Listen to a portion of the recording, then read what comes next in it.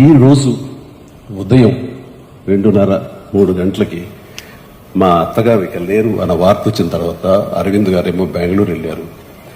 నేను ఒక్కడిని ముందు వెళ్ళినవాడిని. నేను అక్కడికి వెళ్ళిన తర్వాత ఆవిడ నో మోర్. ఆ సమయంలో గోపి గారు మనం అనుకున్న ఈ ఆర్గాన్ డొనేషన్ గురించి నాకు గుర్తుకొచ్చింది.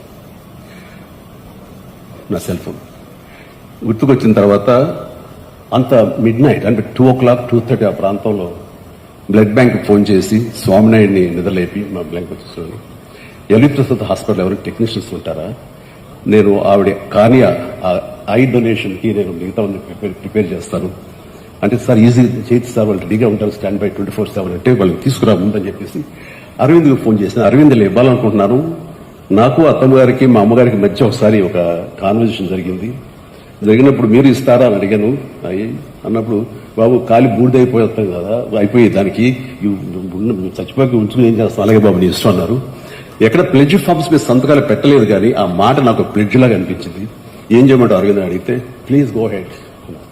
సో ఎర్లీ మార్నింగ్ అది తీసి నేను హాస్పిటల్కి వెంటనే పంపించాను. దానికి సాక్షివే ఇది.